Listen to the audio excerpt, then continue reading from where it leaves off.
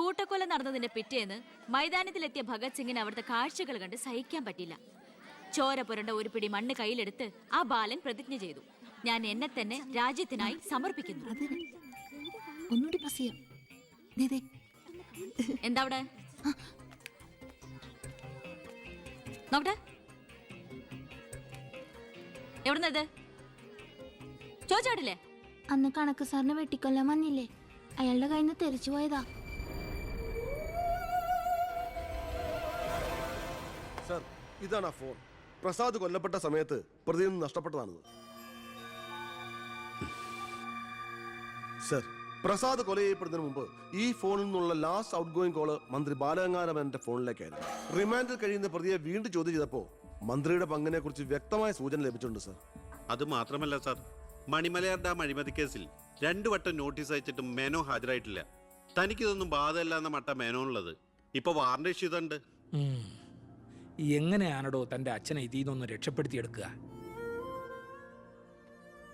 അച്ഛൻ ശിക്ഷിക്കപ്പെടണമെന്ന് ലോകത്ത് ഒരു മകനും ആഗ്രഹിക്കില്ല, ഞാനും. പക്ഷെ ആര് കുറ്റം ചെയ്താലും ശിക്ഷിക്കപ്പെടണം സാർ, പ്രത്യേകിച്ച് ജനങ്ങൾക്ക് മാതൃകയാകേണ്ടവർ. ശിക്ഷയിൽ നിന്ന് രക്ഷപ്പെടുമ്പോഴാണ് വീണ്ടും വീണ്ടും തെറ്റുകൾ ചെയ്യാനുള്ള ആത്മധൈര്യം കൂടുന്നത്. ഇത് അച്ഛനെ രക്ഷപ്പെടുത്തലായി നമുക്ക് കണക്കാക്കാം. തെറ്റുകൾ തിരുത്താനും പശ്ചാത്തപിക്കാനുള്ള ഒരു അവസരം.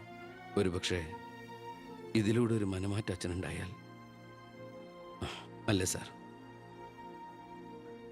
കൂടുതലൊന്നും ഇക്കാര്യത്തിൽ എനിക്ക് പറയാനില്ല.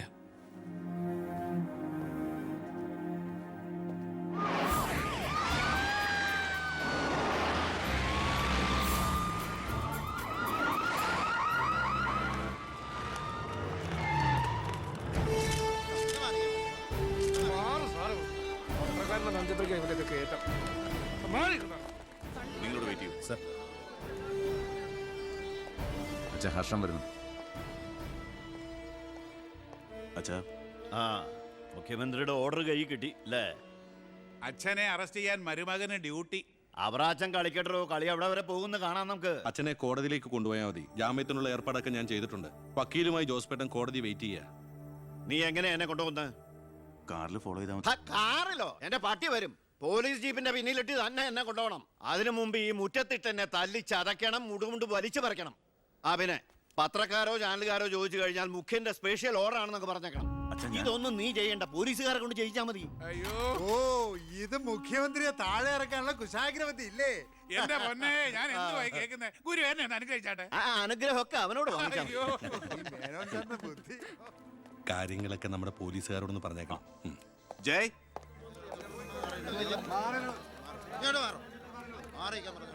പത്രക്കാരും ചാനലുകാരും ഒക്കെ റെഡിയാ. എന്നാ പിന്നെ തുടങ്ങിക്കോ. നടക്കണം സാർ. പിടിച്ച് തള്ളണോ?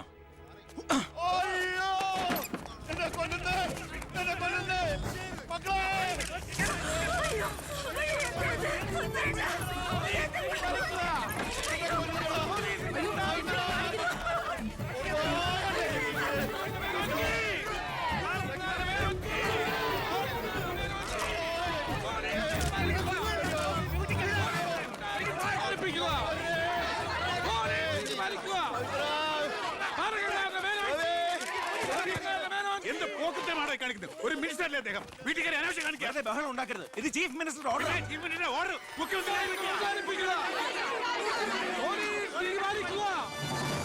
നമസ്കാരം. പ്രധാന വാർത്തകൾ.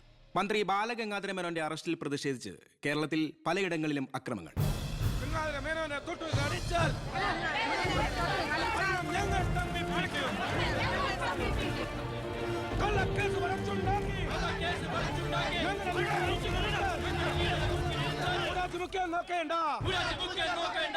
ഇപ്പോൾ കിട്ടിയത് അറസ്റ്റിലായിരുന്ന വിദ്യാഭ്യാസ മന്ത്രി ശ്രീ ബാലഗംഗാധര മേനോന് കോടതി ജാമ്യം അനുവദിച്ചു.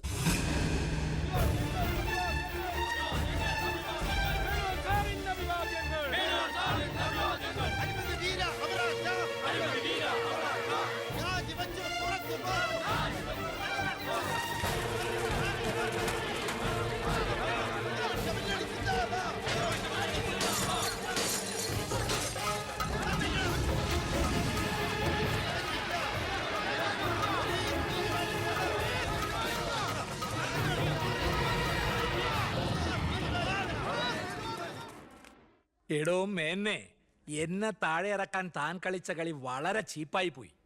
അവറാച്ചൻ എന്താ ഈ പറയുന്നേ? ഒന്നും പറയണ്ട, സൂത്രധാരൻ താനാണെന്ന് എനിക്കറിയാം. താൻ ഒന്നോർത്തോ, തനിക്കെതിരെയുള്ള വജ്രായുധ എന്റെ കയ്യിലുണ്ട്. ഞാൻ അതെടുത്ത് പ്രയോഗിക്കാൻ പോവുക. പ്രധാന വാർത്തകൾ. കേരള മുഖ്യമന്ത്രി PK എബ്രഹാം രാജിവെച്ചു. നിയമസഭ പിരിച്ചുവിടാൻ ഗവർണറുടെ ശുപാർശ.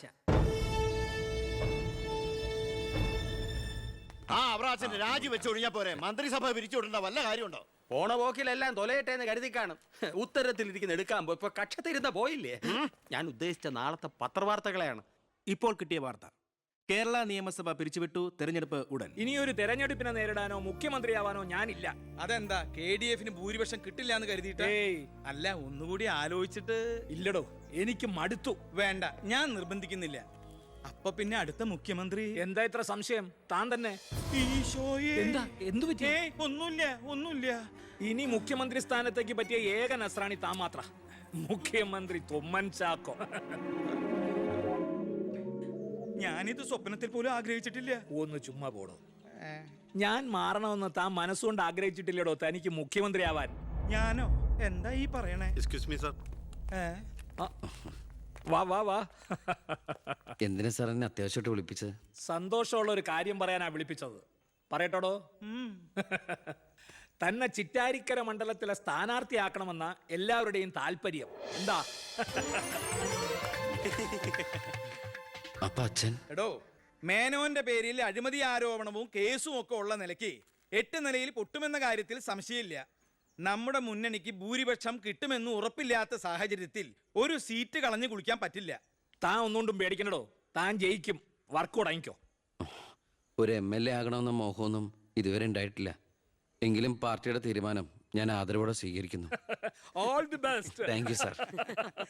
ജയിച്ച് MLA ആവുമ്പോ എന്നെ മുഖ്യമന്ത്രിയാക്കാൻ കൂടെ നിക്കണേ.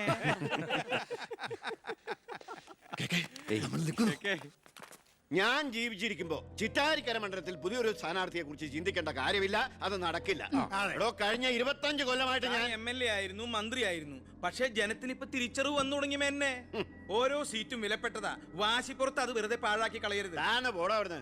എനിക്കെതിരെ ഇതിലും വലിയ ആരോപണങ്ങൾ ഉണ്ടായിരുന്ന കാലത്തും കേരളം മുഴുവൻ ജനപക്ഷ തരംഗം ആഞ്ഞടിച്ചിട്ടും വൻ ഭൂരിപക്ഷത്തോടെ വിജയിച്ചവനാ ഈ ബാലഗംഗാധരൻ.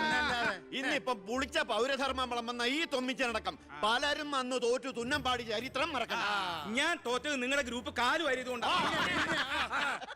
വേറെ ആരും അല്ലല്ലോ മേന്നെ, തന്റെ മകനല്ലേ സ്ഥാനാർത്ഥി. കൊള്ളാം. അവറാച്ചന്റെ 18ാമത്തെ അടവ് കൊള്ളാം. അച്ഛനെതിരായി മകനെ വെച്ച് കളിക്കുക. ഇതേ പിള്ളേര് കളിയല്ല. ജനപക്ഷത്തിന്റെ സ്ഥാനാർത്ഥി നിസ്സാരക്കാരനല്ല. എന്തൊക്കെ പറഞ്ഞാലും മുഖ്യമന്ത്രി രാജിവെക്കുന്ന കാര്യമല്ല.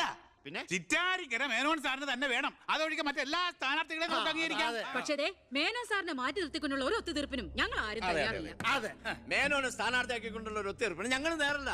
പാർട്ടി പുലർത്തി പോകാൻ നിന്നവരവര് തെരഞ്ഞെടുപ്പ് പെട്ടെന്ന് വന്നപ്പോ ഇവിടെ തന്നെ കൂടി. ഈ മുന്നണി വിട്ട് എന്നാൽ പൂ വിട്ട് സ്വീകരിക്കും ജനപക്ഷ മുന്നണി. എന്റെ ഗ്രൂപ്പിന് KDF-ൽ കിട്ടുന്നതിനേക്കാൾ കൂടുതൽ സീറ്റ് കിട്ടുകയും ചെയ്യും. ദിവാകര, ഇനി ഇവിടെ നിൽക്കണ്ട, വാടോ പോകാം. അയ്യേ, നിങ്ങൾ ഇവിടെ ഇരിക്കി. ആരെങ്കിലും എന്തെങ്കിലും തമാശ പറഞ്ഞു വെച്ചാൽ അത് കാര്യാക്കുക. ചിറ്റാരിക്കരയിൽ മേനോൻ തന്നെ സ്ഥാനാർത്ഥി. അപ്പം നമ്മൾ ഗ്രൂപ്പെല്ലാം മറന്ന് തെരഞ്ഞെടുപ്പിനെ ഒറ്റക്കെട്ടായി നേരിടുന്നു. ഇനി എല്ലാവരും ഒന്ന് കൈയടിച്ച് പാസാക്കി.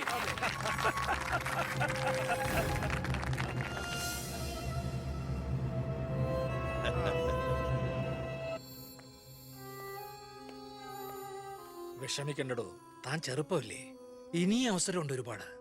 എനിക്കൊരു വിഷമമില്ല സാർ. ഒരു MLA ആകാൻ വേണ്ടി വ്രതം നോറ്റെടുക്കുന്ന ഒരാളല്ല ഞാൻ.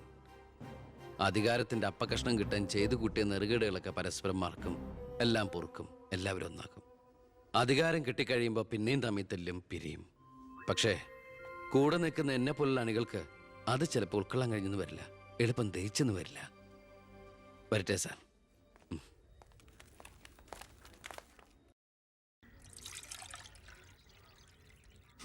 പാർട്ടി പോകാൻ പറ. അവരവരുടെ സീറ്റ് നിലനിർത്താൻ വേണ്ടി എല്ലാം മറന്ന് അവരൊന്നായി. തന്തയ്ക്ക് പറക്കാത്ത വർക്കം. ഈ നാറിയ രാഷ്ട്രീയ വ്യവസ്ഥയാണ് എതിർക്കേണ്ടതും പൊളിക്കേണ്ടതും. ഞങ്ങളുടെ ഒരു അഭിപ്രായം പറയട്ടെ, നീ സ്വതന്ത്രനായിട്ട് മത്സരിക്കണം. ശക്തമായ 2 മുന്നണികൾക്കെതിരെ മത്സരിക്കാനോ? എന്നിട്ട് കെട്ടിവെച്ച കാശിന് എവിടെ പോകും? ജയിക്കാൻ വേണ്ടിട്ടല്ല, പിന്നെ യൂത്തിന്റെ പ്രതിഷേധം അറിയിക്കാനാ. എന്നാലും അച്ഛനെതിരായിട്ടല്ല, അച്ഛന്റെ രാഷ്ട്രീയ നയങ്ങൾക്കെതിരായിട്ടാണെന്ന് എപ്പോഴും നീ പറയാറില്ലേ, അതുകൊണ്ടാ. പോലീസുകാർക്ക് രാഷ്ട്രീയം പാടില്ലെന്നാ. എങ്കിലും ഒന്ന് പറയാം, ഞാൻ ഇവരുടെ അഭിപ്രായത്തോട് പൂർണ്ണമായി യോജിക്കുന്നു. എന്താടോ, മത്സരിച്ചുകൂടെ?